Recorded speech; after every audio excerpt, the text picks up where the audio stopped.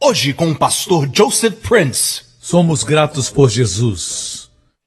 Amém? Ele viveu por você e por mim. Eu me lembro em Israel, quando caminhei pela Via Dolorosa, e eu pensei comigo, meu Senhor caiu em algum lugar aqui. Obviamente ele caiu. E provavelmente muitas vezes. Ele carregou a cruz, ele nos via, e caiu e se levantou de novo, caiu outra vez e se levantou. E durante este tempo, ele dizia, eu vou conseguir, vou pagar pelo pecado deles. Ele foi até o Calvário. Ele caiu para que você não caia. Amém? Ele caminhou trôpego para que você caminhasse no Espírito. Uma caminhada que exalta a Cristo e honra a Deus. Assim tem que ser nossa caminhada. Igreja, tudo devemos a Ele. E finalmente naquela cruz Ele deu sua vida por nós. A Bíblia diz que Cristo se tornou nosso pecado, para que nos tornássemos justiça de Deus nele. Não esqueça que existem dois lados dessa troca divina. Ele carregou nossos pecados, para que nós possamos carregar e levar sua justiça. Ele não fez nada errado para se tornar pecado naquela cruz. Ele nunca pecou. A Bíblia diz que ele não tem pecado. Mas, da mesma forma, você e eu nos tornamos justos sem ter feito nenhuma justiça. Cristo, sem ter cometido pecado, se tornou pecado. Recebeu nosso pecado. Da mesma forma, quando recebemos sua justiça, Deus nos vê justos. Quando levava nossos pecados, Deus não o tratou com favor. Na verdade, Deus derramou os trovões e relâmpagos da sua justiça contra toda a impiedade sobre o corpo do seu filho. De igual maneira, como você recebeu a justiça de Cristo, Cristo é a sua justiça, Deus trata você como objeto do seu favor e suas bênçãos. Não esqueça que foi Deus, o Pai, que enviou o seu Filho, para que essa linda história de amor se tornasse real. Essa é a boa notícia. São as boas novas. Isso transforma nossas vidas, nossos casamentos, a forma como conduzimos os nossos negócios, nossa vida, nossos relacionamentos. Isso muda tudo. Amém? Nós não somos um povo abandonado ou deixado para trás. Somos um povo amado. Esse Deus é um Deus de amor. Ele ama você. Me ama. Eu vejo Deus assim, meus irmãos. Vejo Deus. Eu sei que muitas pessoas criticam, principalmente pessoas que são religiosas. Não estou falando dos crentes que conhecem a Deus. Eles criticam dizendo, ele ensina somente que Deus quer abençoar. Deus quer abençoar, a Bíblia diz que é o bom prazer do Pai nos dar o reino. Veja um Deus cujo coração está tão cheio, suas mãos estão tão cheias, ele tem tantas bênçãos e espera que alguém queira recebê-las. Ele espera que alguém receba. Quer ser essa pessoa? E quando encontra esse alguém que quer receber, ele chama isso fé. É por isso que a única forma de receber e honrar a Deus no que se refere ao homem, é a fé. Eu disse a fé, porque a fé permite que Deus nos abençoe. A fé diz, eu recebo. Temos que crer em um Deus que, quanto a nós, quer nos abençoar. Quando você está orando por cura, não existe um Deus que está olhando para o outro lado e diz, eu posso curar, mas eu preciso pensar antes. Você tem que orar e jejuar. E você então tem que convencer Deus com as suas orações, seu jejum, tem que implorar e finalmente Deus vai dizer, estou amolecendo meu coração agora. Está melhorando, continue orando, vai, continue. Estou exagerando, mas muitos pensam assim. Mas eu não vejo assim, eu vejo um Deus cujas mãos estão assim. Assim viram Jesus ir ao céu. A última aparição de Jesus em pessoa foi quando ascendeu aos céus no Monte das Oliveiras, em Betânia. Foi em Betânia que ele subiu aos céus. Os discípulos o viram subir com as mãos estendidas. Era a postura do sumo sacerdote quando abençoava o povo. E ele está assim, abençoando você nos céus agora. À destra do Pai. Vejo Deus nos querendo curar muito mais do que nós queremos ser curados. Papai, quando seu filho está enfermo, você quer o ver curado, bem mais do que ele quer ser curado. Se pudesse, ficaria doente no lugar dele. É assim que Jesus agiu. Quando você vê seu filho chorando com dor, sem poder dormir, assim Deus nos vê. Veja bem, o amor que desce é sempre maior do que o amor que sobe. O filho jamais poderá amar o pai ou a mãe mais do que os pais amam o seu filho. É sempre assim. A mesma coisa acontece com Deus. Nunca pode amá-lo da forma como Deus ama você. O amor que desce é sempre maior. Eu vejo um Deus que quer curar. Não é que minha oração começou algo no coração de Deus. Deus sempre quis curar. Quando eu oro, a minha maior resposta tem que ser a fé. Eu tenho que crer que Ele está curando. Tenho que saber que Ele quer curar mais do que aquela pessoa quer ser curada. Quando eu oro, bem, eu me alinho com o coração de Deus, com a disposição de Deus. Vocês me escutam? Ah, mas o senhor só prega que Deus quer abençoar as pessoas. Qual o seu problema? Qual é o seu problema? Ah, o senhor devia pregar sobre o Evangelho de Jesus Cristo. Isso é o Evangelho. Estou pregando o Evangelho. O senhor devia pregar que as pessoas têm que ganhar outros para Jesus. É mesmo?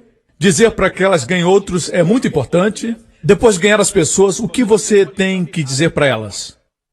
Tem que dizer para elas ganhar outras pessoas. E essas pessoas que eu ganhar, quando elas ganharem outros para Jesus, através da pregação, e o que vai acontecer depois de serem salvas?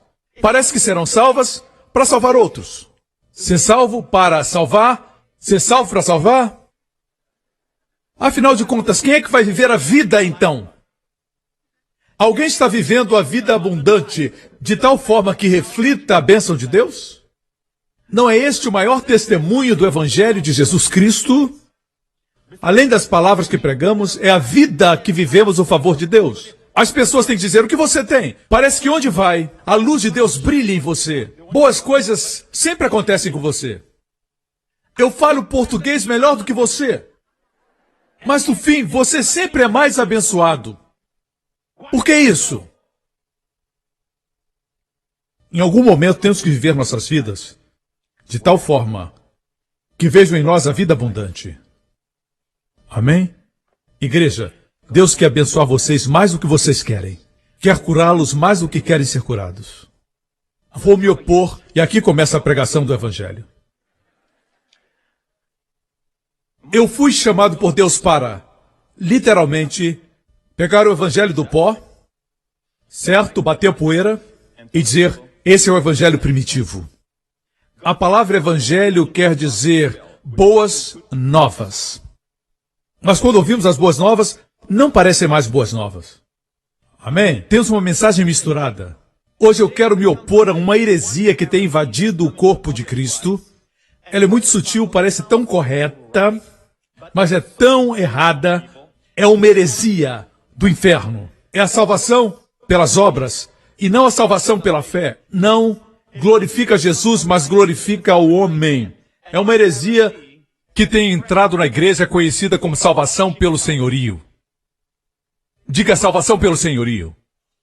Essa doutrina diz assim, diz que, veja como parece muito correta, se quer ser salvo, deixe os seus pecados, certo? Abandone seus pecados ou se arrependa dos seus pecados e será salvo. Note que Jesus não está na equação. Alguns vão ainda mais adiante para parecer mais santo e dizem, se quer ser salvo, se arrependa dos seus pecados e receba Jesus Cristo. São duas ações e muitas vezes é um processo. Arrepender-se. Se arrependesse dos pecados antes de ser salvo, trouxesse salvação, deixe-me dizer, ninguém seria salvo. O que quer dizer deixar os seus pecados? Parar de pecar? Você sabia? Existem crentes que têm 50 anos de idade e ainda estão aprendendo o que é pecado. Descobrem novas áreas à medida que crescem no Senhor. Descobrem que pecam mais do que pensavam. Por exemplo, a Bíblia diz que aquilo que não é da fé é pecado. Aquele que sabe fazer o bem e não faz peca, é o pecado de omissão. Bem como de comissão. A verdade é, essa ideia de que precisa se arrepender antes de receber Jesus é a salvação através das obras. Essa é a salvação pelo senhorio. É uma heresia. Não está baseado naquilo que Jesus fez na cruz, que você recebe como uma dádiva, e a dádiva então transforma você. Como cantou Robin Williams, para ser um homem melhor. Alguns pensam que tem que ser um homem melhor para serem salvos.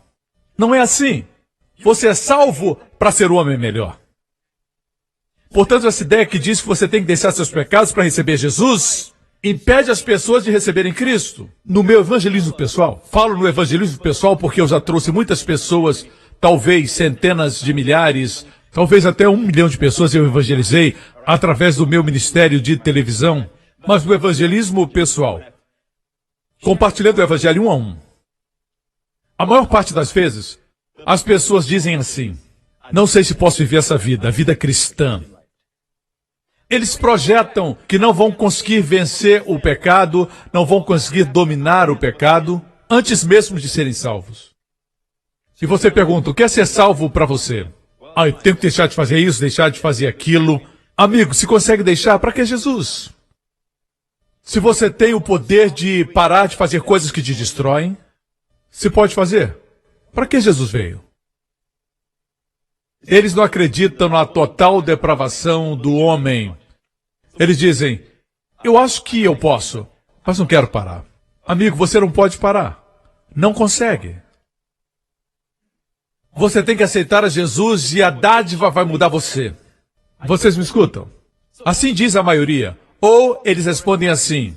Dizem, se Deus fosse amor, tem dificuldade de acreditar que Deus é amor. Dizem, se Deus é amor e todos podem ser salvos, Hitler poderia ser salvo. E dizem, Saddam Hussein poderia ter sido salvo e todos aqueles que trazem destruição e terrorismo, todos podem ser salvos. E falamos, se conhecessem o plano da salvação e o que Jesus fez, eles poderiam ter sido salvos. Eles não aceitam. Eles pensam, pessoas cometeram esse pecado, comparado ao meu pecadinho, meu pecado é aceitável, o dele não é, cada um tem sua própria versão do seu próprio pecado. Gosto do que disse D.L. Moody, ele disse, a voz do pecado fala alto, mas a voz do perdão fala ainda mais alto.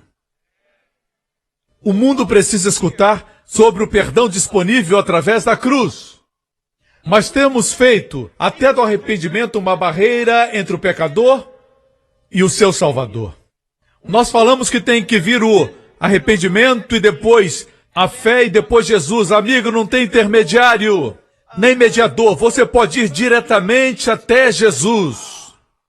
E Ele vai transformar a sua vida. Mas pastor, a Bíblia ensina sobre o arrependimento? Sim, eu vou falar disso hoje. A Bíblia fala do arrependimento, quer dizer metanoia. Meta, mudança, noia, mente. Mudança de mente. Metanoia é um substantivo. Metaneio. Metaneio é um verbo de metanoia. É a mesma palavra. Arrepender é o verbo, arrependimento é o substantivo. É a mesma palavra metanoia, mudança de mente. Depende do contexto. Queria comer sorvete de baunilha, mas hoje vou comer de chocolate. Eu mudei. No grego seria metanoia. Eu metanoiei. Mudei de baunilha para chocolate. Significa mudar a mente. Às vezes se refere a mudar a mente quanto ao pecado. Às vezes mudar a mente quanto a algo que fazer. Mas não é sentir remorso com o pecado, isso não é metanoia. Não é se sentir culpado nem ter remorso. Você pode sentir tudo isso e se perder e ir para o inferno. Você crê? Deixe-me mostrar. Judas Iscariotes. Sabemos que ele se perdeu. Ele não se perdeu. Todos estamos perdidos antes de receber Jesus. Alguns acham que estavam bem, Jesus veio e estragou tudo. Jesus veio e disse, você crê? Se não crê, vá para o inferno.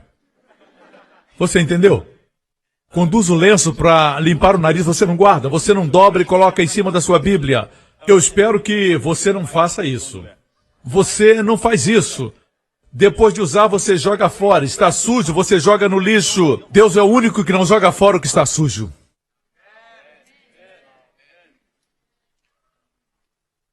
E ele vai além.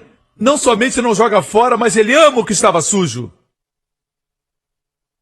Isso vai além do entendimento.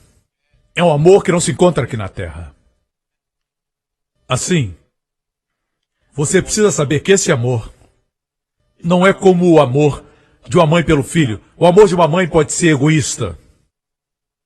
A mãe pode ser egoísta e dizer, eu quero essa criança comigo para sempre. Ela pode ser egoísta. Nenhum amor é como o amor de Deus, do Pai Celestial. E Deus ama você. Assim, quando falamos do arrependimento, é o seguinte: veja, amigo, quando você acredita em Jesus Cristo, já se arrependeu. Às vezes se usa a palavra arrependimento, às vezes não. Mas a Bíblia é mudança de mente. Para alguém receber Jesus Cristo, digamos que a guitarra ali representa nosso Senhor Jesus Cristo. Eu vou mudar de direção. Estou virado para vocês, certo? Mudei minha mente. Eu pensava que Jesus era um simples profeta, agora sei que ele é o Senhor que morreu na cruz por meus pecados. E eu me viro para crer em Jesus. Quando eu faço isso, viro as minhas costas para vocês. Vocês são pecado. Nem todos vocês. O pastor Lawrence aqui. É uma ilustração. Não dá para virar sem virar as costas para algum lugar.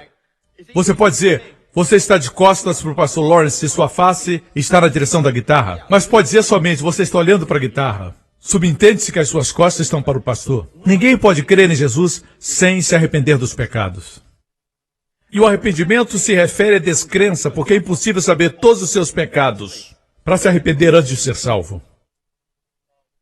Em Marcos capítulo 1, versículo 14, Jesus disse assim: e depois que João foi entregue à prisão, veio Jesus da Galileia pregando o evangelho do reino de Deus, dizendo: o tempo está cumprido e o reino de Deus está próximo. Arrependei-vos e crede no evangelho.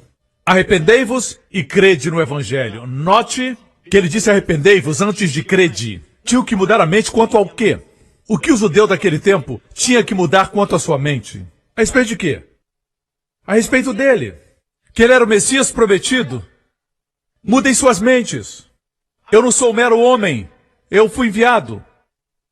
Eu existo pelos séculos dos séculos. Eu já existia antes do mundo ser criado. No princípio era o Verbo, e o Verbo estava com Deus, e o Verbo era Deus. E o Verbo se fez carne. Antes de Abraão existir, eu sou. Mudem de mente. Eu estou aqui para salvá-los. Me escutam, irmãos. Diz para mudarem suas mentes com respeito a ele. O contexto é sempre esse. Quando ele estava aqui, se referia a crer nele. Amém? E crer nas boas novas do Evangelho. E sua morte por nós, nesse texto, se referia a receber o reino, porque ele estava lá, oferecendo o reino, e se eles o recebessem, o seu reino visível seria estabelecido na terra. Haveria um reino em Israel. Não teria crianças doentes, não teria mais enfermidade, ninguém morreria antes do tempo. Seria um paraíso perfeito na terra. Mas eles rejeitaram Jesus. E Deus então descobriu o mistério escondido, que é a igreja, e nela nós estamos.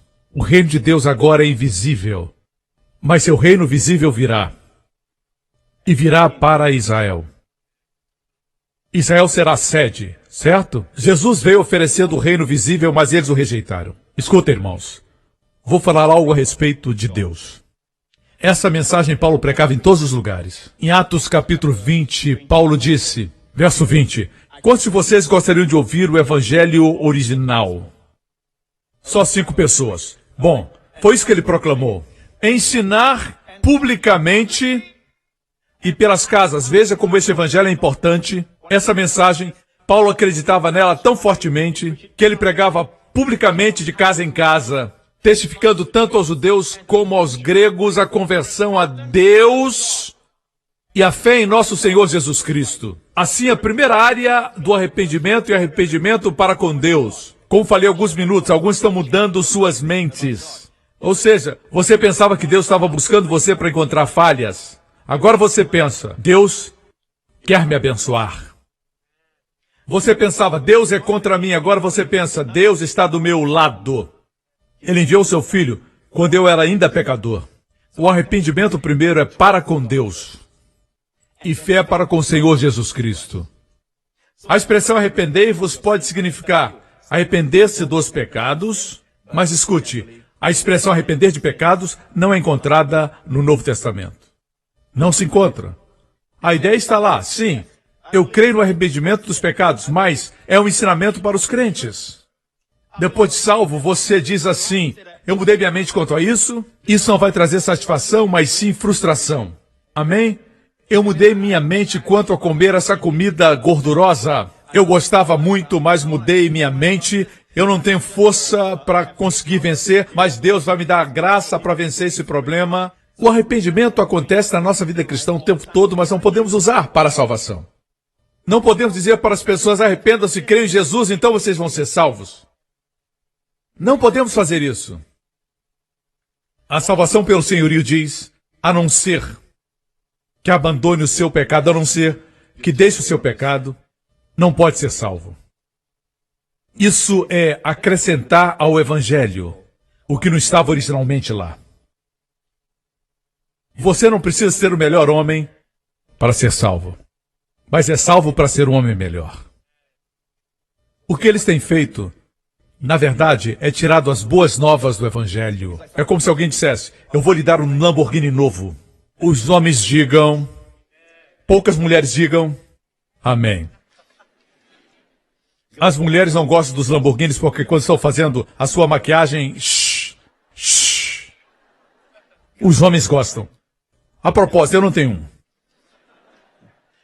Meu carro é um Fusquinha. Pequenininho. Tô brincando. Mas, suponhamos que alguém lhe dê um Lamborghini novo e diga: ei, estou lhe dando esse Lamborghini que custa 2 milhões. Estou lhe dando de graça. Absolutamente grátis. Pode levar quando quiser, está no showroom. Aqui está o certificado de propriedade. É seu. Pague somente $1 por mês. Mesmo sendo só $1, não é mais grátis. Essa pessoa estragou as boas novas. Assim, o que você escuta muitas vezes do púlpito é grátis, mais. Se é grátis, não pode ter um mais. Se é grátis, é grátis. Não diga é grátis, mais. Assim, essa é a mensagem, apesar de ser $1 só. Fica tudo estragado se disser é somente $1 por mês. Ou $10 por mês. Não vai ser mais grátis. Essa é a mensagem misturada que está sendo pregada no corpo de Cristo. Por isso as pessoas não ficam alegres em compartilhar com os outros as boas novas. Boas notícias a gente quer compartilhar. Quando você encontra um lugar que a comida é muito boa e você sabe que seus amigos gostam daquela comida, você diz: existe um lugar maravilhoso onde eu comi essa comida. Você não apresenta 4 passos para ir lá, para compartilhar as boas novas do restaurante ou daquele estabelecimento. Não precisa apresentar 4 passos. Parte de dentro de você. Bem, pastor, eu acho que alguns que são salvos não sabem que são salvos. É verdade. O senhor faz parecer que crer é coisa fácil. Já escutou isso? Fácil para nós, mas custou a Deus seu Filho. Custou a Jesus terríveis agonias, não somente fisicamente, mas no seu interior, na sua alma. Ele suportou o julgamento de um Deus santo sobre o seu ser inculpável. Ele se tornou pecado, somente o pensamento de se tornar pecado. No dia anterior, ele estava no jardim de Getsemane, ele estava orando: se possível, passa de mim esse cálice, contudo, Pai, seja feita a tua vontade, não a minha. Nessa declaração estava o nosso destino eterno. Imagine o pensamento de se tornar pecado na cruz. Ele não cometeu o pecado, não conhecia o pecado. Ele era completamente sem qualquer pecado. Não entendemos isso. Para nós, um pouquinho de pecado aqui e ali não nos fere. Para ele, se tornar pecado e separado de Deus o encheu de sombras. Ele chorou a ponto de suar gotas de sangue. Se somente o pensamento de se tornar pecado no dia seguinte, na cruz, causou tal agonia, imagine quando ele se tornou pecado. Nunca saberemos o quanto nosso Senhor sofreu por nos amar. Amém. Não diga que foi fácil. É fácil para nós. Graças a Deus é fácil. Fácil não quer dizer barato. Muitos tentam fazer com que a salvação seja cara para você. Eu deixei disso, parei com aquilo, eu fiz isso, fiz aquilo. É como se a pessoa dissesse para Jesus: não é maravilhoso eu estar no seu reino? Todos nós éramos ímpios pecadores quando o encontramos. Muitos não gostam que eu fale isso. Éramos ímpios quando fomos salvos. Pensamos que pecadores são gente como Saddam Hussein, Adolf Hitler e outros, mas todos nós éramos ímpios pecadores. Quando Jesus curou e ressuscitou, A filha de Jairo, ela tinha morrido provavelmente 1 hora antes de Jesus chegar. Tinha acabado de morrer. Temos também a história da viúva de Naim, cujo filho Jesus ressuscitou.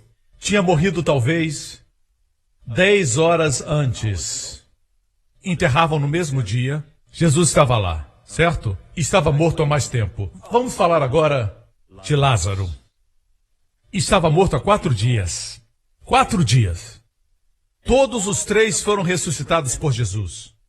Não existe tal coisa como esse é pouco morto, Lázaro é mais morto. Essa mulher é uma prostituta. Esse sujeito aqui é um banqueiro. Está bem estabelecido na sua área. É menos morto. Mas a Bíblia diz que todos estamos mortos espiritualmente. Alguns pecam no exterior, outros no interior. Pregue, pastor. Amém. Aleluia. Jesus veio salvar todos nós. Eu disse, Jesus veio nos salvar a todos. Amém. Não veio fazer pessoas ruins ficarem boas, mas pessoas mortas ficarem vivas. Estamos todos mortos. Existem graus de morte. Alguns estão mortos e mal vestidos. Outros, na mesma funerária, estão muito bem vestidos. Mas o fato é que eles estão mortos. Você pode argumentar quanto à existência de Deus, mas o fato é esse. Todos vão deixar o planeta Terra. Um dia. Vai expirar o último fôlego. Porque assim Deus respirou o Espírito em você. Ele soprou o seu fôlego no seu nariz. Você pode argumentar quanto à existência de Deus, mas a verdade é essa. Você vai morrer. E dará seu último suspiro, como ele soprou sobre Adão. Quanto a isso, não existe argumentações. Não pode dizer que respira através do seu ouvido? Não, é pela boca. Não tem escolha. Tem coisas que não se escolhe. Melhor se alinhar a Deus, que nos ama e deu seu filho para morrer por nós. Me escutam, irmãos. Os pregadores que pregam a salvação pelo senhorio vão ao dicionário ou citam outros homens de Deus, só a parte que concordam. Eles dizem, vocês têm que se arrepender. Eu creio no arrependimento. Jesus disse para as 7 igrejas, não para todas, mas para 5 de 7, para que se arrependessem em diferentes áreas. O que ele disse para a igreja de Laodiceia não foi o que ele disse para a igreja de Éfeso. Para Éfeso ele disse que tinham que se arrepender e voltar para o primeiro amor. O amor de Deus, protos agape. O que ele disse que Éfeso tinha que se arrepender não é o mesmo que disse que Laodiceia tinha que se arrepender. Não use as 5 igrejas para dizer que nós temos que nos arrepender para que sejamos salvos. O arrependimento é um ensinamento válido e significa mudar de mente. Eu disse mudar de mente, dependendo do assunto. Por exemplo, se você diz, eu era grosseiro antes de minha mulher terminar de falar, eu a interrompia. Digamos que seja isso. Mas Deus tem me mostrado que esse não é um comportamento de consideração. Eu percebi e me arrependi disso. Agora eu vou ouvi-la e dizer, tem mais alguma coisa para dizer? Isso é arrepender-se? O arrependimento pode ser do pecado ou pode ser de um comportamento como falta de consideração. Saiba que, todos os domingos, quando prego a palavra de Deus, as mentes das pessoas são mudadas. Quanto mais muda a mente, mais pura ela se torna. O fato é esse, irmãos. A salvação pelo senhorio diz, você tem que deixar o pecado, renunciá-lo e abandoná-lo, se arrepender, então você vai ser salvo. Esse é um ensino perigoso. É fácil porque pressupõe que o homem tem força, ele vai fazer algo e depois vai ser salvo, mas o homem não pode. Ninguém consegue. Precisa de Jesus. Ele é o banho que limpa, você não se limpa para depois de tomar banho.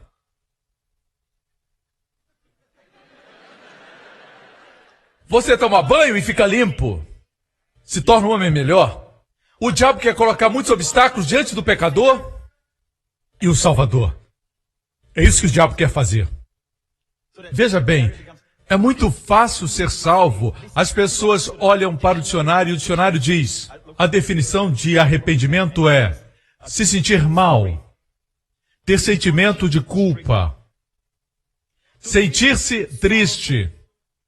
Se sentir-se mal é arrependimento, quando no grego diz mudar de mente, muitas vezes alguém se sente mal, mas só sentir mal não muda a mente. Mudar de mente pode envolver a emoção de se sentir mal, ou pode trazer alegria quando você muda sua mente quanto a algo. Amém? Mas arrependimento é mudança de mente. Você sabe que no Antigo Testamento, Deus mudou de ideia muitas vezes. Sabia? No Antigo Testamento, existem 46 referências quanto à palavra arrependimento e seus derivados. Arrepender, arrependimento. Essa palavra aparece 46 vezes no Antigo Testamento. Mas 9 vezes das 46 se refere ao homem se arrependendo. Homem mudando sua mente. 37 vezes. 9 das 46 vezes o homem se arrependeu. 37 vezes Deus se arrependeu.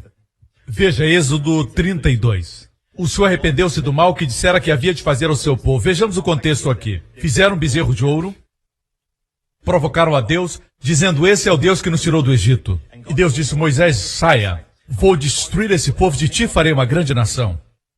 E Moisés implorou e disse: Deus, não faças isso. O que os ímpios dirão de ti?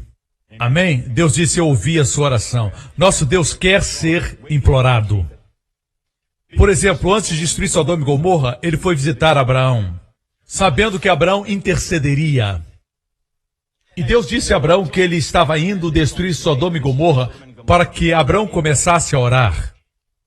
Deus não se alegra em punir, mas se alegra em abençoar.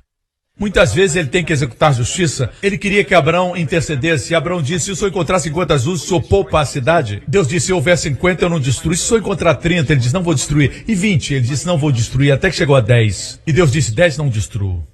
Isso se aplica a qualquer nação do mundo. Alguns dizem: Deus vai destruir a América. Existem 10 justos na América? Tem 10 justos em Singapura? Deus não destrói por amor de 10. Se Abraão chegasse a somente um, só tinha um, seu sobrinho, que era justo.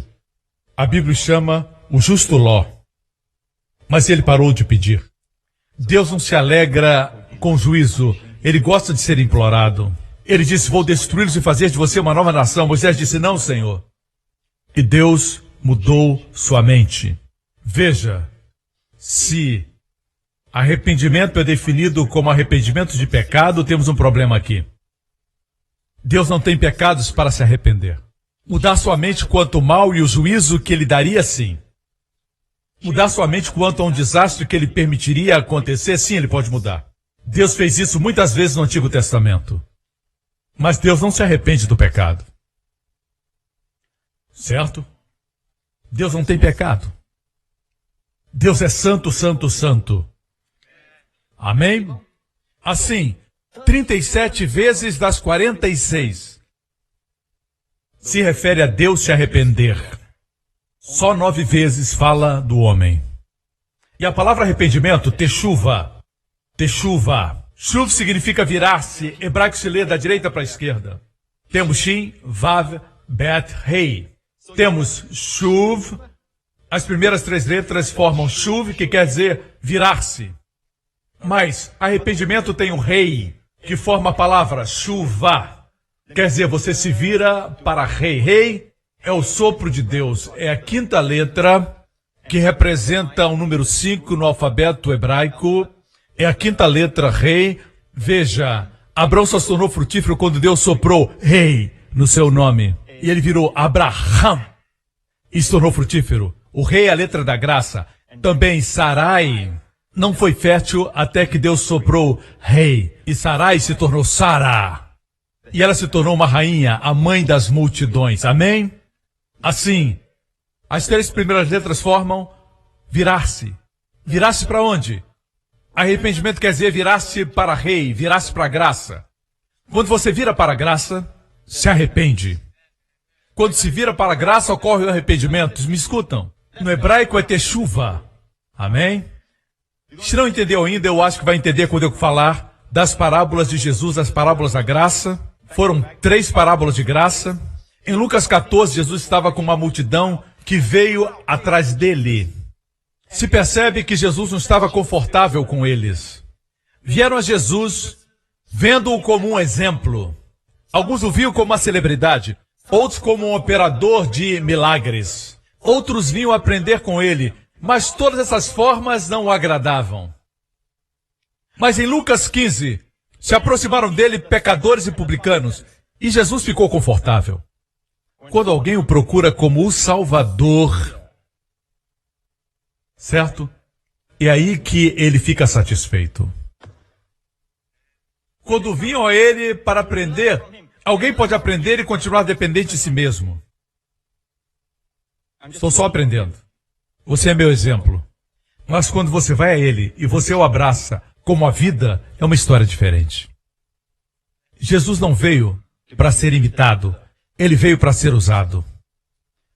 Quando ele diz que é o pão da vida, o que você faz com o pão? Você olha lá e admira e diz, você é bonito. Tostadinho desse lado, não está muito queimado. Ele não veio para ser admirado, apesar de o admirarmos. Quando ele diz que é pão da vida, o que ele quer que você faça? E vocês são famintos. Jesus veio para o mundo faminto. Nós buscamos comida nos lugares errados. Passamos pelo pão o tempo todo. E ficamos tentando encontrar outra coisa para comer. Nossa fome não é de comida. Comemos e continuamos com fome interior. Somente a palavra, somente Cristo pode satisfazer a sua palavra. Quando diz que é o pão da vida, Ele quer que você o coma. Quando diz que é a água da vida, Ele quer que você o beba. Aquelas pessoas vinham a Ele não para receber dele, mas com interesses próprios. Queriam só aprender. Isso não o satisfazia. E ele disse, vocês querem me seguir? Contem o custo. Renuncie o que vocês têm. Tomem a cruz e sigam-me. Ele foi duro. Amém? No capítulo seguinte, os pecadores se aproximaram dele. E os publicanos. Agora veja isso. E os fariseus murmuravam, esse homem recebe pecadores. Agora o coração de Jesus estava confortável. Porque quando você vê nele o Salvador, é porque você sabe que é pecador. E ele é um Salvador melhor do que eu sou o pecador. Você não ouviu o que eu disse? Ele é o melhor Salvador do que eu sou o pecador. Isso veio do Espírito e é algo original. Ele é o melhor Salvador do que você é pecador. Quando vieram a ele e o viram como Salvador, ele compartilhou 3 parábolas, a da ovelha perdida, da dracma perdida e do filho pródigo. Certo? Jesus começou com a parábola da ovelha perdida. Ele disse, um homem tinha 100 ovelhas e perdeu uma ovelha. Uma em 100. Sobraram 99. E a Bíblia diz que o pastor deixou as 99 e foi à procura da perdida. Algum pastor faz isso? Não! Eles dizem, eu tenho ainda 99. Não vou deixar as 99 à procura da perdida. Eu posso perder outras. Só um pastor faz isso. Só um pastor no universo deixa as 99 para buscar a perdida. Para ele, toda ovelha é preciosa. Ele olha para a multidão e vê você precioso e único. Ele é Deus, é como se você fosse único nesse lugar. Quando eu prego, alguns dizem, pastor, o senhor conhece a minha história? O senhor prega como se o senhor conhecesse a minha vida. É o pastor que procura você. Todos são importantes. Ele deixou as 99 e foi procurar a perdida e a encontrou. Quando a encontrou, ele a colocou sobre os seus ombros, o lugar da força. A ovelha não precisava andar. Regozijando-se. Ele não batia nela e dizia que ovelha ruim, que ovelha desobediente. Sempre se desviando. Sempre indo embora. Só me traz problema. Não sabe que eu tive que andar muito. Veja, isso é normal. Eu disse isso é normal. Você faz até com seu cachorro. Mas o que ele fez não é normal. Ele se alegrou. Se alegrou. Veja o seu estilo. E, chegando em casa, convoca os amigos e vizinhos e faz algo incrível. Ele diz para eles: alegrai-vos comigo, porque já achei a minha ovelha perdida. Quem faz isso? Encontrou a ovelha, e daí? Ele deu uma festa. Somente um ser no universo faz uma festa quando alguém se converte a ele. E Jesus disse: digo-vos que assim haverá alegria no céu por um pecador que se arrepende. Era uma questão de arrependimento. Mais do que por 99 justos que não necessitam de arrependimento. Temos um verbo e um substantivo aqui numa sentença. Arrepender e arrependimento. Escute, eu estava lendo esse texto e disse para mim mesmo: aqui está falando do arrependimento. E eu disse: Senhor, me mostra quando a ovelha se arrependeu.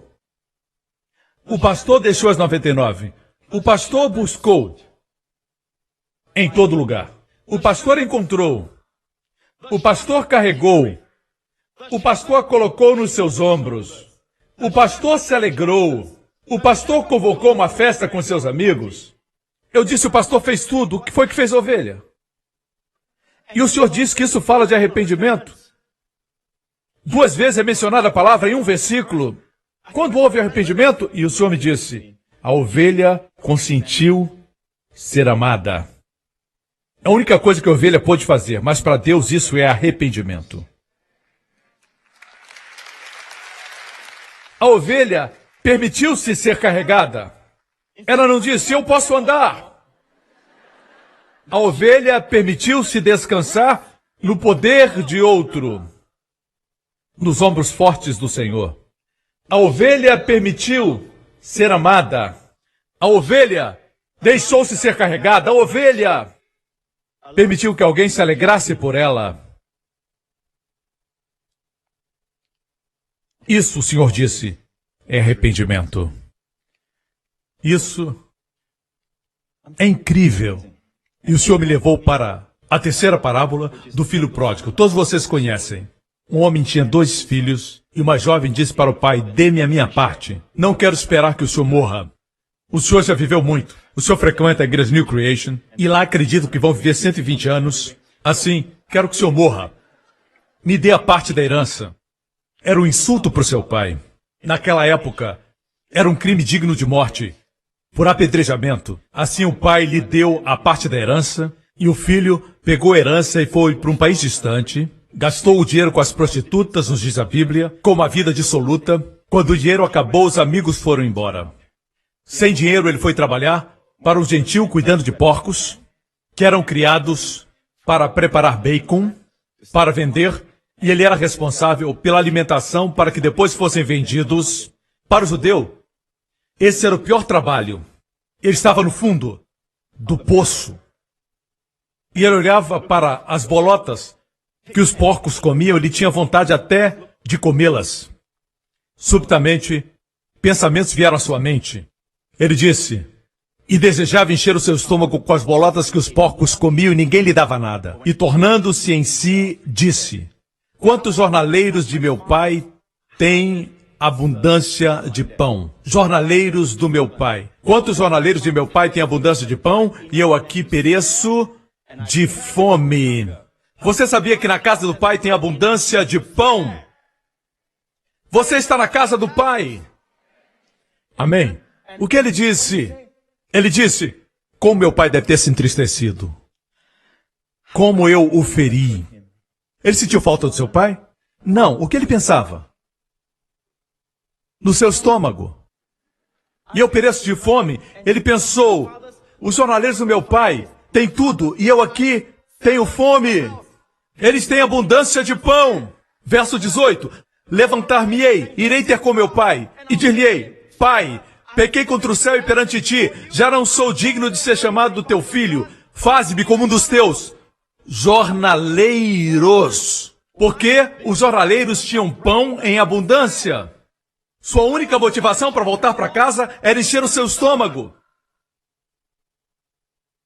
Jesus compartilhou essa parábola, falando do arrependimento. Você diria que esse é o arrependimento que os teólogos hoje ensinam? Ele já tinha desistido de ser filho, ele voltou somente por uma razão. Pai, quero ser como um dos jornaleiros.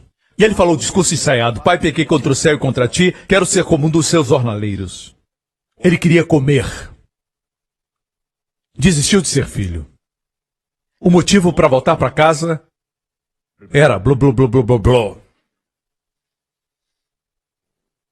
Era fome. E a Bíblia diz: e levantando-se foi para o seu pai, e quando ainda estava longe, viu-o o seu pai. Ele estava distante, o pai esperava por ele. E se moveu de íntima compaixão e correndo, lançou-se-lhe ao pescoço e beijou-o. E ele declamou tudo aquilo que tinha decorado. Pai, pequei contra ti e contra os céus. E quando ia chegar a parte que dizia, faz-me um jornaleiro, o pai não permitiu que ele falasse essa parte. O pai disse, trazei a melhor roupa. Põe-lhe o anel como se fosse um cartão de crédito. Era só carimbar e estava pago. E alparcas para os seus pés. Na lei, Deus disse para Moisés, tira as alparcas, o lugar onde pisas é santo. Na graça, Deus diz, põe-lhe alparcas nos pés. Ele tem o direito de ficar na minha presença. Amém? E o rapaz silenciou. Veja, por que ele havia voltado? Ele tinha saudade do pai? Não. Queria comer. E o pai disse, trazei o bezerro cevado. Nos alegremos. Amigo, eu estou lendo a Bíblia. Não estou tentando interpretar. Muitos dizem, o filho pródigo se arrependeu antes de vir para casa e parece que ele voltou com a motivação errada. Mas quanto a Deus, não importa a motivação. Quando você vem a Ele, Ele corre na sua direção. Esse é o nosso Deus. Ele corre para nós. Não importa a nossa motivação. Alguns vieram para a igreja para encontrar um parceiro. Alguns vieram por causa dos negócios. Alguns vieram para a igreja por causa do seguro de incêndio, não o amavam ainda. Alguns pensaram, talvez esse negócio de inferno seja real. Se for real, pelo menos tem um seguro de incêndio. Vou aceitar a Jesus. Se o inferno for real, pelo menos aceitei a Jesus. Descobrimos a sua beleza depois de sermos salvos. Descobrimos a beleza do Senhor depois. Queremos trazer o pecador para este nível. Pregamos a salvação pelo senhorio, quando na verdade nós somos hipócritas. Porque quando viemos para Jesus, não conhecíamos sua beleza e sua excelência. Muitos aceitamos ao Senhor com a motivação errada. Quando disse me arrependo, não sabia do que estava falando. Mas Deus nos aceita. Quando caminhamos para Ele, Ele corre para nós. E quando somos salvos, estamos no lugar e na postura exata para conhecer seus segredos. Quando sabemos disso, falamos, eu acho que eu preciso ser salvo de novo. Agora com motivação certa. Não precisa. Usufrua sua salvação. O fato é que as pessoas aprendem pela definição do dicionário. Sentir remorso, sentir-se mal. Por que ir ao dicionário? Os dicionários, quando não sabem o que é arrependimento, vão aos cristãos. E então dão uma definição. Temos que ir à palavra. Se arrepender-se é sentir remorso, Jesus chamou Judas, o Iscariotes, aquele que o traiu, o filho da perdição. Ele se perdeu e foi para o inferno. Ele o chamou o diabo. Veja o que Judas fez. Quando Judas, que o havia traído, viu que Jesus fora condenado, foi tomado de remorso. Foi o quê? Foi tomado de remorso. Outra versão diz, ele sentiu remorso. Outra versão diz, arrependeu-se. Voltemos. Viu que Jesus fora condenado, foi tomado de remorso e devolveu aos chefes dos sacerdotes e aos líderes religiosos as 30 moedas de prata. Isso foi restituição? A Bíblia é simples, me responda agora. Isso não é uma pegadinha. Eu não faço isso, alguns outros pastores fazem. Só estou perguntando, ele não trouxe de volta as 30 moedas de prata para os sacerdotes? E para os fariseus, isso não foi uma restituição? Veja o que ele fez mais. E ele disse, pequei, pois traí o sangue inocente. Ele sabia que o sangue de Jesus era inocente. E eles retrucaram, que nos importa? A responsabilidade é sua. Você pensa que a vida com o diabo é divertida? Depois de usar você, ele joga você fora. Como se fosse um lenço sujo. Ele joga fora. Veja Saddam Hussein. Ele foi usado pelo diabo. Ele acabou num buraco, como um animal. O mesmo aconteceu com Hitler. Ele foi deixado também num buraco, escondido como um rato. O diabo odeia você. Deus ama você. Quando você serve a Deus, você dá a Ele força, Ele dá força a você. Pedro deixou que ele usasse o seu barco, o mesmo barco que horas antes não pegou nenhum peixe. Não é história de pescador. Mas ele era pescador. Mas ele não era egoísta. Ele deixou que Jesus usasse o seu barco para pregar. A multidão era muito grande. E eu estive lá, os meus pastores também estiveram comigo lá. A multidão era muito grande e eles tiveram que entrar na água. Jesus viu o barco de Pedro e pediu para usá-lo. E Pedro permitiu. O mesmo barco que não pescou nada. Jesus entrou nele. Pregou, e depois disse, vamos pescar. E a Bíblia diz que eles pescaram tantos peixes que a rede quase se rasgou. Quando dá algo ao Senhor, ele não é como o diabo. Quando dá para o diabo, ele pode dar fama por algum tempo, mas depois tira tudo. No melhor da sua vida. O que você dá ao Senhor, ele multiplica. Agora o barco estava magnetizado. E os peixes foram todos para o barco. Os peixes estavam lá quando eles pescaram antes. Eles estavam lá, escondidos. Agora todos apareceram. O barco não era o mesmo. Quando você dá sua força, sua juventude para o Senhor, Ele mantém você jovem e forte. Se der seu dinheiro, Ele multiplica. 5 pães e 2 peixinhos, Ele multiplicou.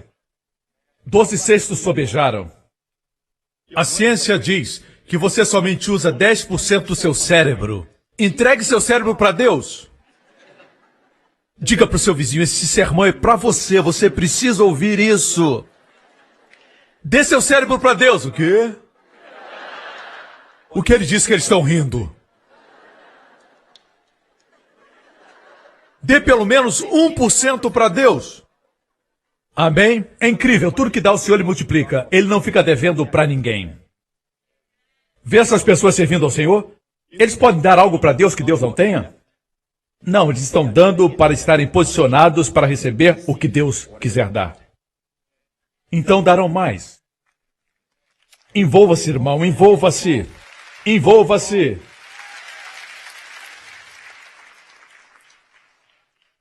Veja. Ele sentiu remorso e restituiu. Versículo 5. Saindo, foi e enforcou-se. Isso, creia você ou não, não é o pecado imperdoável. Se um crente aceitar a Jesus Cristo e a salvação e cometer suicídio, alguns perguntarão, foi para o céu, foi para o inferno? Por favor. Claro, era salvo e salvo para sempre. Uma vez recebendo Cristo, isso é para sempre. Assim como ninguém pode desfazer o que Adão fez, ninguém pode desfazer o que o último Adão fez. Mas Judas não foi para Jesus. Eu disse, ele não procurou Jesus. Ele não esperou. Algumas horas depois, Jesus seria crucificado por ele. Ele não precisava se enforcar. Mas alguns dizem, prefiro morrer do que receber perdão. Eu prefiro pagar do que alguém pagar por mim. Esse é o nível mais alto de presunção.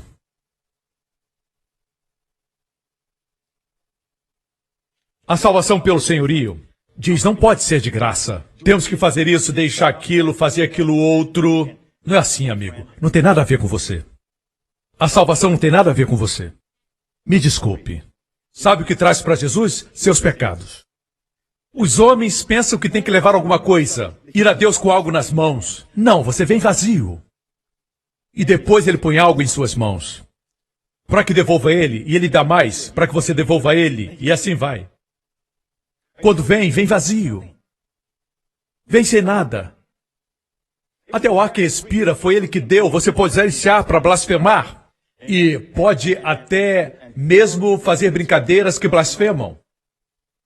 Mas o fôlego vem dele. E não decide quanto à sua morte. Quando morrer, o fôlego vai sair de você. O fôlego que Deus soprou. Se o remorso de Judas, a sua restituição, seu suicídio, esqueça a última parte. Se isso fosse arrependimento, como está definido no dicionário, ele seria salvo. Mas isso não aconteceu. Isso não é arrependimento. Você pode chorar, pode deixar isso, deixar aquilo, abandonar aquilo, mas se não aceitou a Jesus, você não é salvo.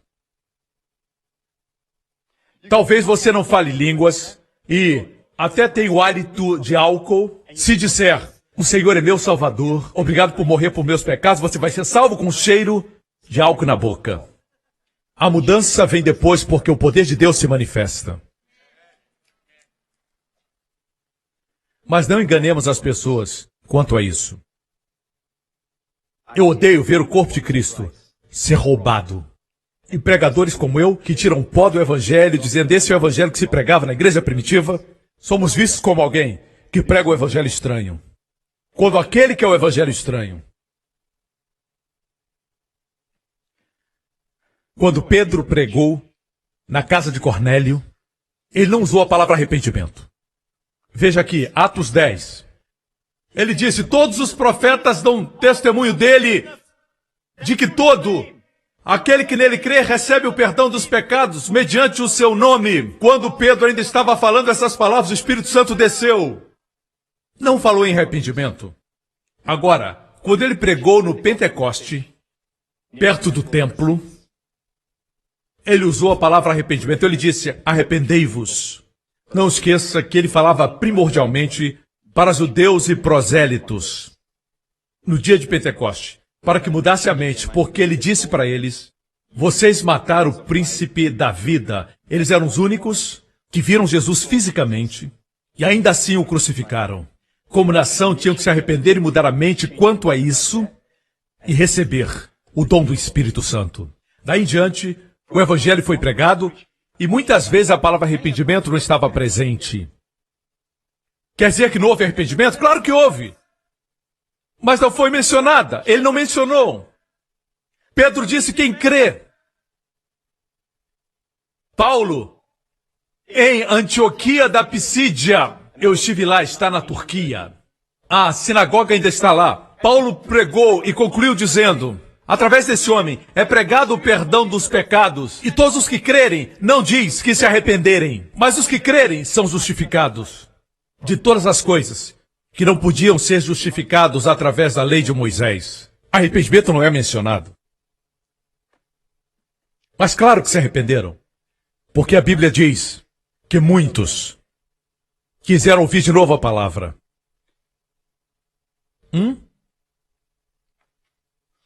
Pedro não usou a palavra arrependimento na casa de Cornélio. Pedro foi pregar aos gentios. Essa foi a primeira vez que foi pregado a eles. Deus abriu a porta para os gentios. Porque Israel rejeitou o Messias, Deus disse agora a mensagem é para o mundo inteiro. Para provocar ciúmes em Israel. Foi a primeira vez que o evangelho foi pregado aos gentios. No dia seguinte, Pedro foi convocado para a sede em Jerusalém. Pelos pastores judeus e pelos bispos. Eles o convocaram. Vejamos o capítulo seguinte. Atos 11. Assim, quando Pedro subiu a Jerusalém, os que eram do partido dos circuncisos o criticavam, dizendo, você entrou na casa dos homens incircuncisos e comeu com eles. Eu falei assim para colocar um pouquinho de emoção. Quando lemos a Bíblia, não pode ser você entrou na casa dos homens incircuncisos. Viu o ponto de exclamação? Você comeu com eles. Pedro então começou a explicar-lhes exatamente como havia acontecido. E ele contou que 3 homens foram enviados da Cesareia e o Senhor mandou que os seguisse sem hesitar. E ele chegou à casa de Cornélio e pregou e falou, quem crê em Jesus vai ter o perdão dos pecados. E ele disse, e o Espírito caiu sobre eles. E eles coçaram a barba, olharam para ele.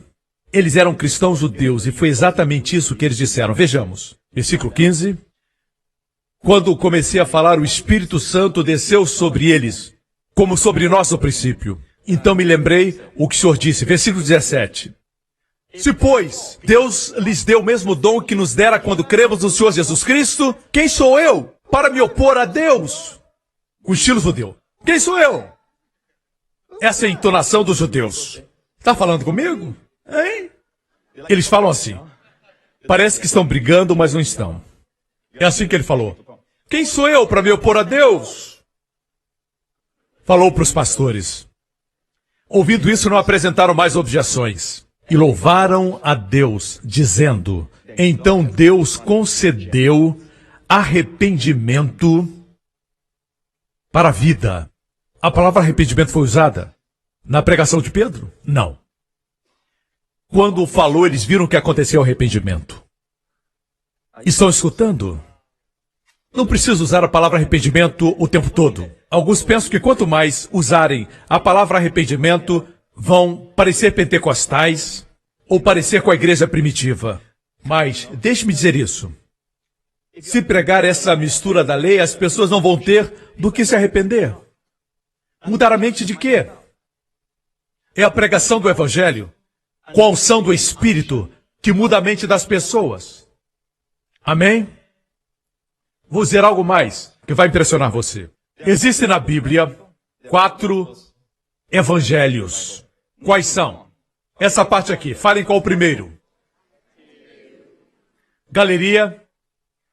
Marcos. Marcos com R. Marcos.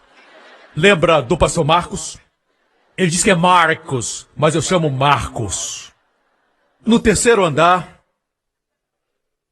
Lucas. Falta um. Todos. João.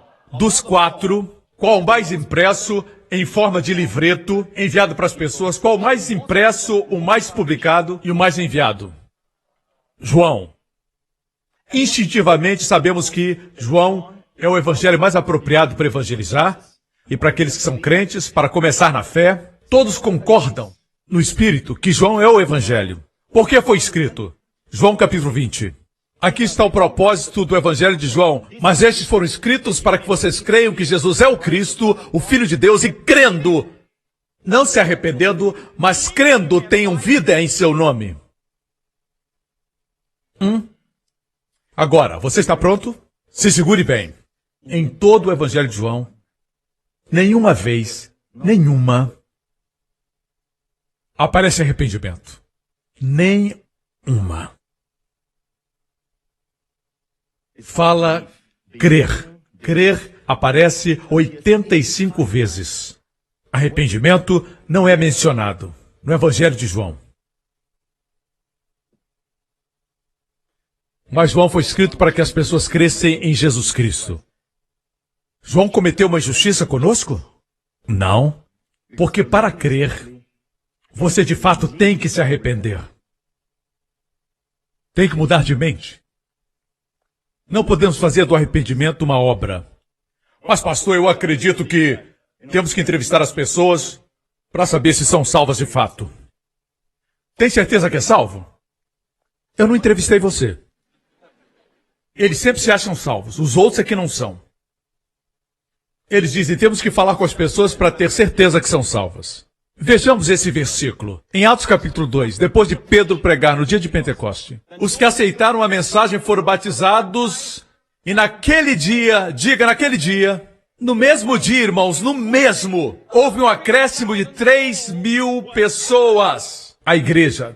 Foram acrescentadas 3.000 pessoas em um dia e foram batizados. No mesmo dia, os que receberam a palavra foram batizados. Salvos e batizados no mesmo dia. Se os apóstolos acreditassem na salvação pelo senhorio, o que é que eles fariam? Nós não podemos ainda batizá-los. Eles entendem ou não? Nós não temos certeza se eles são salvos. Temos que ter calma. Temos que entrevistar a todos eles. Essa entrevista é para trabalhar na CIA? Ou no FBI? Veja bem, Pedro sabia, obviamente, que quando pregamos o Evangelho e as pessoas respondem, aceitam a Jesus e colocam sua confiança nele, são salvas. Sim, eu também acredito que quando alguém é salvo, os frutos aparecem. Como na vida de Abraão, ele ofereceu seu filho Isaque no altar e isso foi um grande ato. Claro que Deus não queria que Isaque morresse, era somente um teste, mas o fato é esse. Não confunda a raiz com o fruto. Que estava 7 capítulos depois. Não confunda a raiz com o fruto. Como Abraão foi salvo, ele creu no Senhor. E o Senhor acreditou como justiça. Essa foi a raiz. Se a raiz é real, o fruto será real. Mas não é certo exigir que as pessoas produzam frutos agora, antes do tempo. Me entendem, irmãos? Seria impossível entrevistar essas 3.000 pessoas. A igreja primitiva não acreditava nessa loucura. Vamos esperar porque não sabemos quem é salvo. Ouvi um pastor dizer, eu não sei quem é salvo nessa igreja. Se alguém é salvo ou não, eu não sei. Eu não tenho certeza da minha salvação. É verdade, eu ouvi um pastor dizer exatamente isso. Deixe-me dizer para você, irmão, creia no Senhor Jesus e você e a sua casa serão salvos. Ah, você é daqueles que querem que a salvação é fácil. Graças a Deus é fácil. Até uma criança pode crer, meus irmãos. Quanto ao batismo em águas, eles foram batizados também no mesmo dia. Você acha que todos entendiam o que era aquele mergulho? Todos entendiam o que era o batismo? Tudo bem que tem uma classe, mas não pode ser mais de 2 dias. Algumas horas é o suficiente. Explicar e batizá-los. Mas nós queremos sempre dificultar. Gostamos disso. Parecia que estamos trabalhando mais. Para justificar o nosso salário. Amém? Mas qual a impressão que estamos dando para o mundo? O mundo diz, não tenho como viver essa vida. Nós falamos, a vida cristã é muito difícil, mas eu digo, não é só difícil, é impossível. Somente um pôde vivê-la, seu nome é? Quando você pede que ele venha à sua vida, você descansa nele. Ele vai produzir o fruto. Se não estiver descansando, não está nele. Volte para o fabricante. Me escutam? Alguns dizem assim, olha, o sacrifício é importante. O arrependimento envolve a ação. Mas veja, Judas trouxe de volta as 30 moedas e não foi salvo. Falam de restituição de forma tal que alguns nem têm certeza mais da salvação. Todos os que estamos aqui temos um passado. Parecemos muito santos, mas todos nós temos uma história passada. Jesus foi crucificado entre 2 ladrões. Ele estava na cruz do meio. Eu já perguntei uma vez ao Senhor, veja, essa revelação é pessoal, você não precisa acreditar. Por que entre 2 ladrões? Existem tantos crimes no mundo, por que entre 2 ladrões? E o Senhor me disse, para que não seja roubado dos 2 lados. Eu gostei disso. Assim, veja, Jesus sempre está no meio. Deus sempre põe seu filho no centro. Veja, se nós acreditarmos que Deus quer Jesus no centro, tudo vai funcionar. Voltemos à história. Jesus estava na cruz e tinha um ladrão. E ele virou para o Senhor, para verem que a salvação é fácil. Ele disse, Senhor, ambos acusavam o Senhor. Ambos eram maus no início. Eram maus, mas um deles viu que ele respondia amor, quando ele disse, Pai, perdoa-lhes, porque eles não sabem o que fazem. Ele viu a glória de Deus na cruz. Para isso requer a graça de Deus. E ele virou e disse, Senhor. Veja, você já ouviu esse ditado? Se Jesus não for o Senhor de tudo, não é o Senhor de nada. Essa é a salvação pelo senhorio. Quem diz isso não sabe do que está falando. Quem diz isso gosta de pensar que Jesus é o Senhor de tudo em sua vida. Mas é orgulho dizer isso. Quando falamos que Jesus é Senhor, aceitamos o fato de ser Salvador. Queremos que Ele seja Senhor de toda a nossa vida. Mas nossa vida está submetida a Ele em tudo? Não. Se tivermos que esperar até que nossa vida esteja sob seu controle total, isso é salvação por obras. E há outro evangelho. Cuidado com isso. O ladrão se virou para Jesus e disse, Senhor, lembre de mim quando entrar no seu reino. Jesus se virou para ele e disse, você é ladrão, né? Roubou muito? Ele disse, sim, Senhor. Então, vá e restitua tudo o que roubou. Pague a pena, restitua para os donos originais o que você roubou. Se não puder restituir, pague. Não roube o pagamento, pague tudo. E o ladrão disse: ok, senhor, eu queria fazer isso, mas estou um tanto preso aqui. Foi isso que aconteceu? Graças a Deus que esses pregadores não estavam lá. Imagine na cruz eles gritando: a salvação não é fácil assim. Você não pode dizer que é fácil. Que bom que esses pregadores não estavam lá perto da cruz. Quando o ladrão disse: lembre-se de mim, Jesus disse assim: em verdade lhe digo, hoje mesmo você estará comigo no paraíso. Aleluia! Pode chamar de salvação fácil. Eu creio que é fácil. Eu creio. Esse é o evangelho de Jesus Cristo. Ele fez fácil para o povo ser salvo. Por que estamos dificultando? Por quê?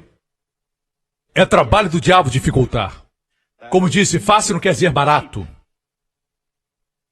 Graças a Deus não somos nós que pagamos o preço, ele pagou.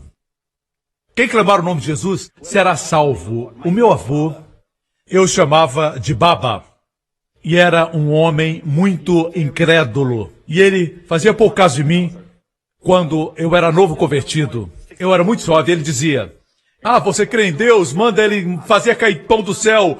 Caiu pão, não caiu. Eu olhava para ele, ele fazia pouco caso da minha fé. Eu tinha 7 anos de idade, 6 ou 7. Ele zombava de mim. Quando ele estava morrendo no hospital, minha mãe foi visitá-lo. Ele não tinha paz, ele levantava, deitava, e não tinha paz. E então, minha mãe disse: clame por Jesus. Era tudo que minha mãe dizia: chame por Jesus. E ele recusava nos últimos momentos. E ela dizia: papai, clame por Jesus. Finalmente ele olhou para o céu, com a mão no peito. Ele tinha problemas para respirar. Ele olhou para cima e disse: Jesus, me perdoa. Meu Baba disse. Seus olhos se fecharam, seu rosto ficou pacífico e recostou-se na cama e foi estar com o Senhor. Seu rosto estava pacífico, a minha avó, que não era salva, viu a expressão do seu rosto e entregou sua vida a Jesus naquele dia. Naquele mesmo dia, ela entregou sua vida a Jesus, porque ela viu a paz no seu rosto. Quem clamar o nome do Senhor será salvo. Você não sabe se o parente que você orou por ele, o seu tio, sua tia, o seu irmão, a sua irmã, ou mesmo os seus avós, você ora por eles e mesmo inconscientes, Deus pode visitá-los. A minha mãe tinha uma tia que era chinesa. Minha mãe orou por ela por muito tempo para que ela fosse salva. Ela não falava o inglês. Jesus apareceu para ela falando em cantonês, contando as histórias da Bíblia, e ela contou essas histórias para os seus filhos, que estão nos evangelhos sem nunca ter lido a Bíblia. E ela dizia que o Senhor havia contado as histórias para ela. Ela era uma mulher muito feliz. Era uma velhinha feliz durante o período que ainda viveu. Foi salva. Vai acontecer a mesma coisa com seus parentes, porque você ora por eles. A Bíblia diz: crê no Senhor Jesus e será salvo tu e a tua casa. Escute-me, eu vou concluir. Você sabia que, quando facilitamos as coisas, na verdade quem facilitou foi o Senhor Jesus. Até mesmo em coma podem escutar você. Então diga: faça essa oração comigo. Crê em Jesus que morreu por seus pecados. Eu creio que até em coma eles podem orar. Alguns dão resposta apertando um dedo. São salvos. Certa pessoa me contou que falou para o seu pai: pai, faça essa oração, pai, faça essa oração. E ele emitiu um som. Não havia emitido aquele som antes. Ele foi salvo. Outro disse: pai, move o seu dedo se você quer receber Jesus. E ele moveu. Foi salvo. Por isso, durante seu ministério, somente uma vez o Senhor disse: estreito é o caminho. Se examinar o grego, está no presente. Se referiu ao presente. Quando ele estava em Israel, a maior parte dos judeus o rejeitaram. Estavam cegos, não o viram como Salvador. Somente os 12 e os 70 creram nele, não foram muitos. Por isso ele disse: estreito é o caminho e poucos entram por ele. Ok? Não se aplica aos nossos dias. Alguns dizem, estreito é o caminho, estreito é o caminho. Para que pregar? Mas foi assim, escute com cuidado. O último livro da Bíblia, o livro de Apocalipse, me diz que João viu uma multidão de todas as línguas, de todas as tribos, uma multidão que nenhum homem pode contar. É a Bíblia, não é exagero, a Bíblia não exagera. Uma multidão inumerável. A Bíblia também fala de inferno no último livro, Apocalipse, e diz que o inferno será lançado no lago de fogo, mas não diz que no inferno terá uma multidão que ninguém poderá contar. Isso é Bíblia. Eu disse Bíblia. É fácil ser salvo. Não sabemos quem será salvo no final. Pensamos que alguém foi para o inferno e vamos nos surpreender. E estará no céu. Aí, irmão! Quem é você? Eu sou o seu bisavô, rapaz. Eu fui salvo. Mas, bisavô, o senhor não está mais careca? Me respeita, rapaz, me respeita. Vai parecer ter a sua idade. No céu ninguém envelhece. E terá uma multidão inumerável. Eu não creio no universalismo, isso é uma heresia. Dizer que todos serão salvos, não. Tem que crer. Então a Bíblia não seria verdade. João 3,16 não fala de arrependimento. Fala de crer. Amém? Todo aquele que nele crê, não pereça, mas tenha vida eterna. Amém, igreja? Alegre-se. Suas orações são respondidas. Você não sabe se sua avó recebeu Jesus. Eu creio que ela foi salva. Você vai ter surpresas. A Bíblia diz, crê no Senhor e será salvo você e a sua casa. Antes de nossos familiares cruzarem para a eternidade, Ele fará algo. Até mesmo no momento, quando estão inconscientes ou em coma, Deus vai agir. Porque você orou. Porque você creu. Você se alegra? Mas não esqueçam, irmãos, fácil não significa que é barato. Nos deu seu filho. Seu filho, literalmente, passou pelo inferno. Para que nós sejamos salvos. Amém? O mundo lá fora precisa ouvir as boas novas. Quando você diz, você sabe que pode ser salvo, qual a jogada? Não existe nada de graça, qual a jogada? E você tem que dizer, Ele já pagou. A salvação é uma dádiva. Não? Você quer dizer que todos podem ser salvos? Sim, todos podem. Mas nem todos são humildes a ponto de receber essa dádiva.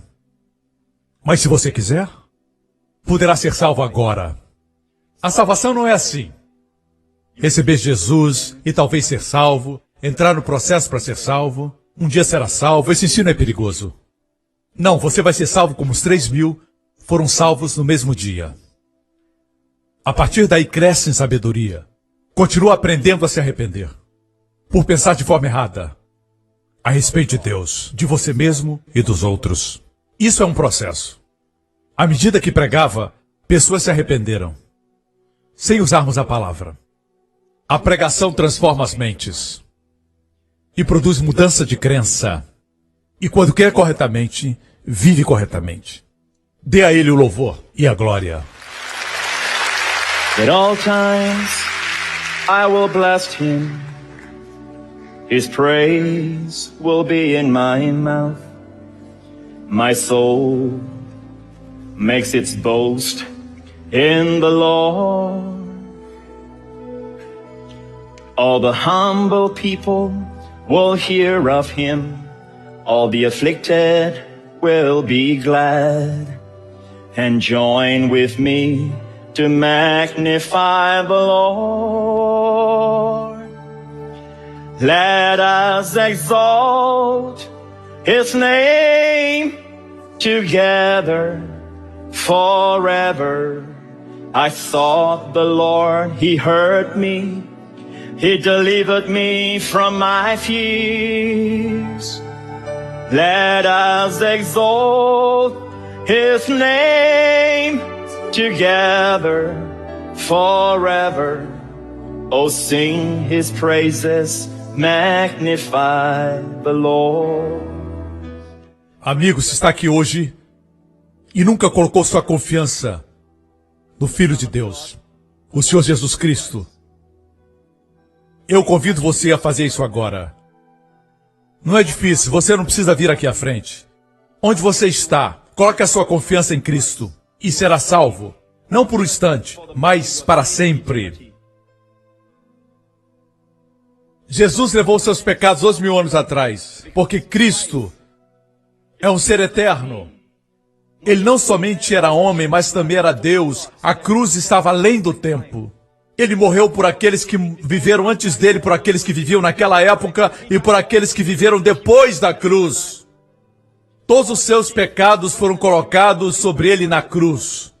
Se acreditar nisso e colocar sua confiança nele, será eternamente salvo. Se esse é você, onde estiver, saiba que o Senhor está tão perto de você como está de mim. Ele espera que você o convide, ele não vai arrombar a porta do seu coração. Ele espera que você abra. Se esse é você, faça essa oração comigo. Diga do coração: Pai Celestial, que dádiva. Obrigado por me amar e enviar seu Filho Jesus Cristo para morrer na cruz por meus pecados. Seu sangue foi derramado, me purificando de todo pecado. O Senhor ressuscitou dos mortos. Jesus Cristo é meu Senhor e Salvador, agora e para sempre.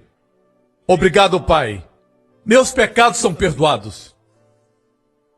Sou grandemente abençoado, altamente favorecido, e sou seu filho para todo sempre.